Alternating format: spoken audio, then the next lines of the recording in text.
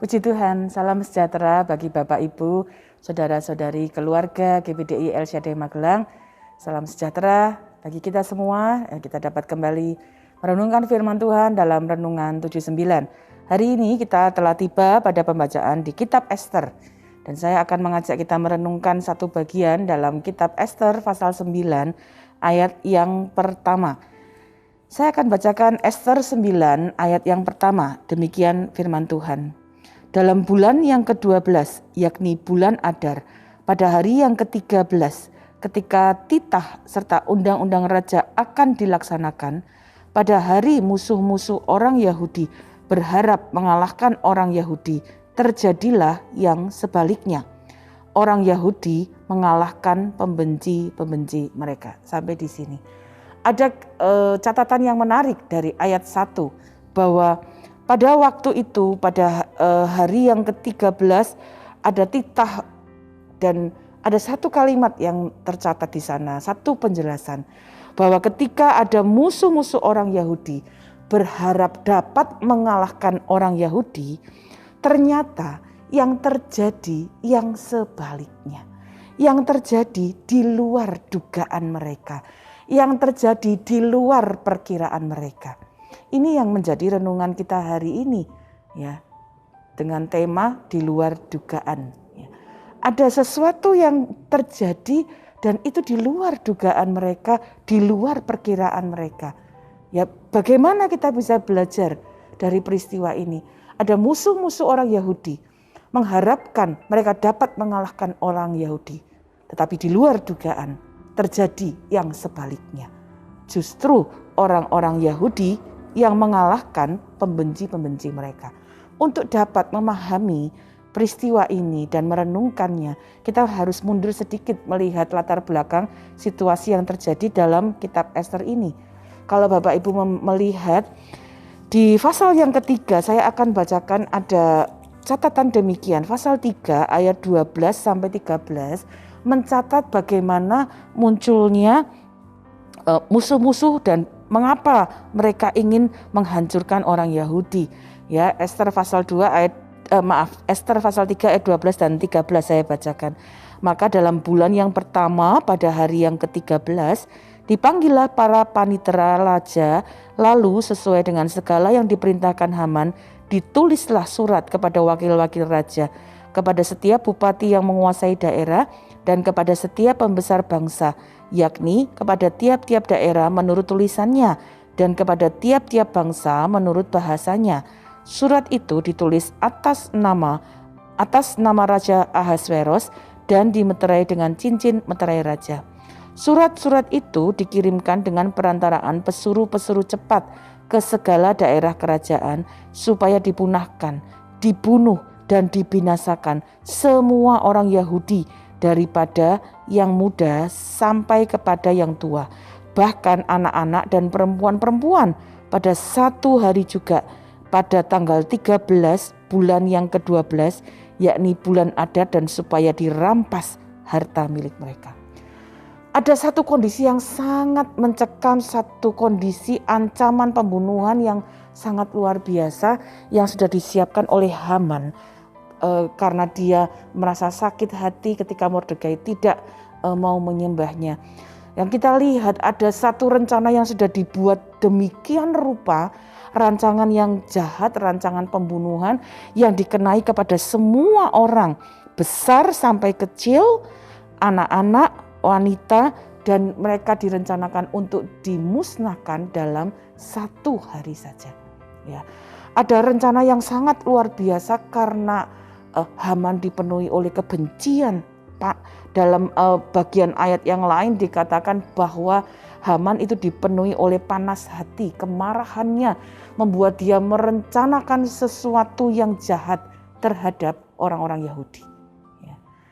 Ini yang dapat kita belajar ya dari situasi-situasi yang dihadapi di dalam kehidupan.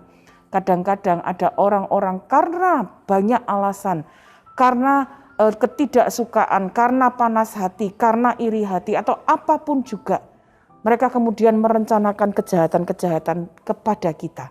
Ini yang juga kita bisa belajar dari apa yang dialami oleh orang-orang Yahudi yang kita baca di kitab Ester tadi. Ya, mereka mengalami ancaman yang sangat serius. Ya, itu sebabnya kita melihat bagaimana ketika mendengar itu mereka menjadi begitu ketakutan ya. Di Ester pasal 4 dituliskan bahwa Mordekai yang mengetahui hal itu, mengetahui perintah karena surat itu dibuat, diberikan kepada semua tempat, disertai oleh cap raja bahwa harus ada pemusnahan orang Yahudi. Itu sebabnya kalau Bapak Ibu baca Ester pasal 4, Mordekai keluar di tengah-tengah kota, menangis ya dengan nyaring. Kemudian juga di tiap-tiap daerah ada ratap tangis dari orang-orang Yahudi. Karena apa? Mereka menerima ancaman yang membuat mereka dalam keadaan terdesak. Dan itu juga yang mungkin hari-hari ini Bapak Ibu alami. Ketika kita sedang melakukan aktivitas kita, ya mungkin ada orang-orang yang merancangkan sesuatu yang tidak baik kepada kita. Ada orang-orang yang mungkin merencanakan hal-hal yang tidak baik kepada kita. Ya. Dan itu mungkin disertai dengan usaha-usaha untuk menjatuhkan usaha kita, menjatuhkan pekerjaan kita, menjatuhkan nama baik kita, apapun bisa kita alami. Tapi mari kita belajar dari kisah ini. Kalau tadi kita kemudian melihat bagaimana ada ayat pertama yang kita baca. Rencana itu sudah disusun sedemikian rupa. Tetapi pada kenyataannya yang terjadi di luar dugaan. Terjadi sebaliknya. Apa yang kemudian sebenarnya terjadi? Ya, dalam keadaan terdesak, dalam keadaan mengalami ancaman ini, ya ada usaha-usaha yang sudah dilakukan oleh Mordekai, ya untuk kemudian bisa berupaya untuk menyelamatkan, menolong orang Yahudi. Bapak Ibu bisa baca itu di Ester pasal 4, judul perikopnya usaha Mordekai untuk menolong orang Yahudi. Dia coba datang ke istana, tetapi Ester pasal 4 ayat 2 mencatat bahwa dia tidak diizinkan masuk ke istana karena berpakaian kain kabung. Kemudian juga di Ester pasal 4 kita melihat bagaimana Mordekai berusaha untuk menghadap kepada Ester sebagai seorang ratu, memohon pertolongannya. Tetapi Ester bahkan menjawab bahwa dia belum bisa memberitahukan rencana jahat dari Haman ini kepada raja karena Ester belum dipanggil menghadap. Dan kalau dia menghadap tanpa dipanggil oleh raja, konsekuensinya hukuman mati. Ancaman yang mereka hadapi kemudian sudah dicoba segala daya upaya untuk menolong, tetapi ternyata masih menghadapi kesulitan. Orang-orang yang dianggap bisa menolong ternyata juga ada dalam kesulitan. Dalam hal ini Mordekai berusaha, ya Ester pun ternyata masih ada dalam kendala karena dia tidak bisa dengan mudah menghadapi raja. Ya, kadang-kadang ketika kita mengalami tekanan-tekanan, kita sudah coba segala macam usaha, tetap tidak bisa. Ya disitulah kita menyadari bahwa kita sebagai manusia ini orang-orang yang terbatas. Tetapi sekali lagi, di tengah keterbatasan kita, mari kita belajar mensyukuri bahwa kita punya Allah yang tidak terbatas, yang dapat melakukan hal-hal di luar dugaan yang kita lihat. Ya, itu sebabnya kita membaca tadi di ayat 1 di Ester pasal 9. Pada hari pelaksanaan hukuman itu terjadi hal di luar dugaan. Ada pertolongan Tuhan.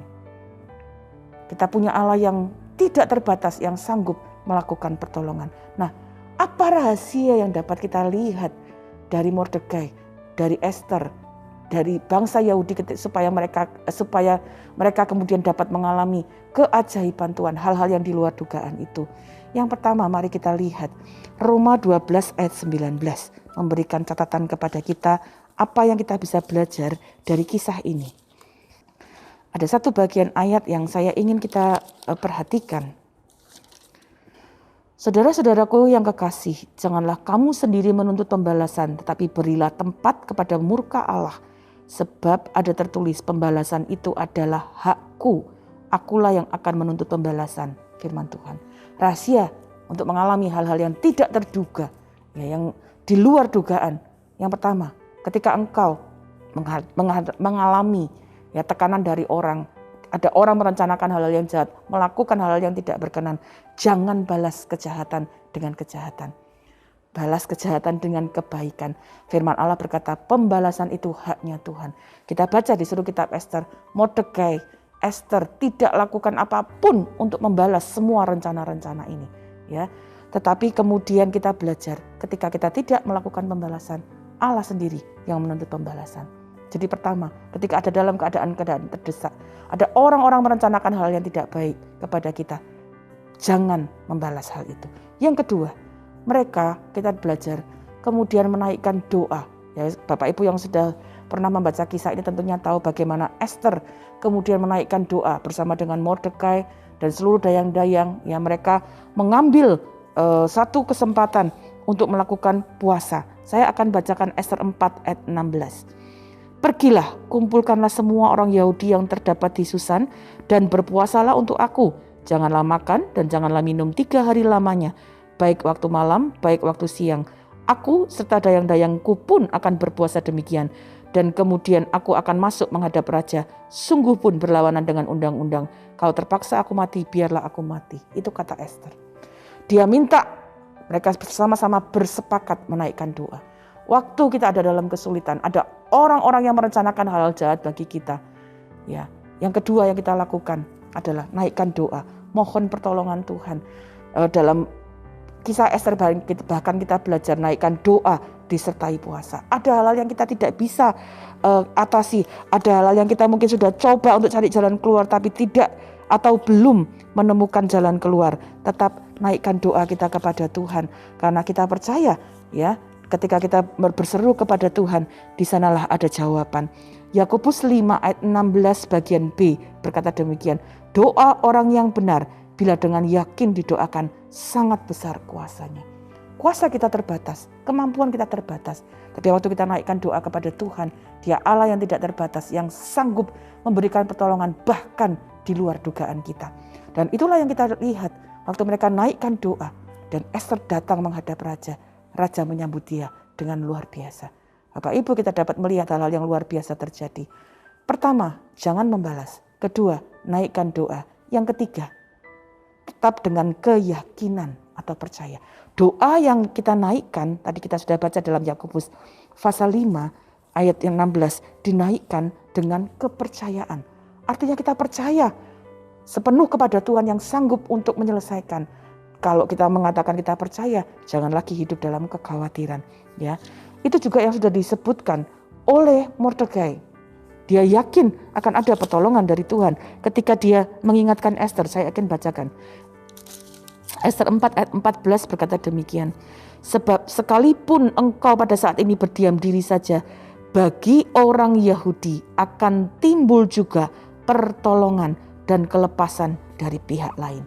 Ini diungkapkan oleh Mordekai saat dia memberitahu Ester untuk dapat menolong, dan Ester waktu itu mengatakan tidak sanggup. Mordekai berkata, kalau engkau tidak mau, akan ada pertolongan dari pihak lain. Ya, Mordekai sudah belajar untuk menaruh kepercayaan, keyakinan bahwa Tuhan sanggup menolong dengan caranya. Karena itu hari ini mari belajar dari peristiwa ini. Ya, ada masalah, ada orang yang merekakan yang jahat kepada kita, jangan membalasnya. Ya. Jangan tenggelam dalam kesusahan, jangan tenggelam dalam keputusasaan, tapi berdoa dan percaya. Mohon kemurahan Tuhan untuk dapat menyelesaikan apa yang kita hadapi. Bawa dalam doa, tetap percaya dan lihat bahwa ada hal-hal di luar dugaan yang Allah sanggup kerjakan untuk menolong kita. Efesus pasal yang ketiga. Efesus pasal 3 ayat 20-21 saya bacakan demikian. Bagi dialah yang dapat melakukan jauh lebih banyak daripada yang kita doakan atau pikirkan, seperti yang ternyata dari kuasa yang bekerja di dalam kita. Bagi dialah kemuliaan di dalam jemaat dan di dalam Kristus Yesus turun-temurun sampai selama-lamanya. Hari ini kita belajar, ya, bangsa Yahudi mengalami kejadian yang luar biasa di luar dugaan mereka. Orang merekakan kejahatan kepada mereka, tapi yang terjadi sebaliknya, mereka dibinasakan. Haman menyediakan tiang gantungan untuk Mordekai, tapi justru yang terjadi di luar dugaannya, dia sendiri yang kemudian harus mati tergantung. Ketika ada hal-hal yang terjadi pada kita, bawa serahkan kepada Tuhan, dia sanggup melakukan jauh lebih banyak dari apa yang kita doakan. Karena itu jangan terpuruk, jangan tinggal dalam kesusahan, tapi bangkit, berseru kepada Tuhan, ada pertolongan di dalam Dia. Amin. Mari kita berdoa bersama. Bapa, terima kasih. Kami mengucap syukur kami belajar dalam kesulitan atau dalam hal-hal yang kami hadapi di tengah-tengah kehidupan kami. Kami dapat belajar menyadari kami manusia yang terbatas. Oleh sebab itu kami belajar mengandalkan Engkau yang tidak terbatas, yang sanggup melakukan hal-hal yang jauh dari apa yang kami doakan, bahkan di luar dugaan kami, di luar pemikiran kami. Karena itu kami mau belajar untuk tetap percaya, untuk tidak khawatir, untuk tidak tenggelam dalam ketakutan, kesedihan, kemarahan, atau apapun juga. Tapi belajar menyerahkan segala perkara kami, pergumulan kami ke dalam tangan-Mu. Karena Engkaulah yang menolong kami, Engkaulah yang membantu kami, Engkaulah yang menyelesaikannya bagi kami. Berkati seluruh keluarga GBDI El Shaddai Magelang di dalam pergumulan mereka, terutama yang mungkin menghadapi perlakuan-perlakuan yang tidak seharusnya dari orang-orang di sekitar mereka. Beri kami hati yang tetap mengasihi, hati yang mengampuni, dan menyerahkan semua ke dalam tangan-Mu. Dan kami percaya Tuhan yang bekerja, Tuhan yang membela, Tuhan yang menjagai kami. Terima kasih Bapa. Kami mengucap syukur untuk kasih dan pertolongan bagi kami. Sesungguhnya keselamatan daripada-Mu dekat pada seluruh keluarga GBDI El Shaddai Magelang yang takut akan Engkau, sehingga kemuliaan diam di negeri.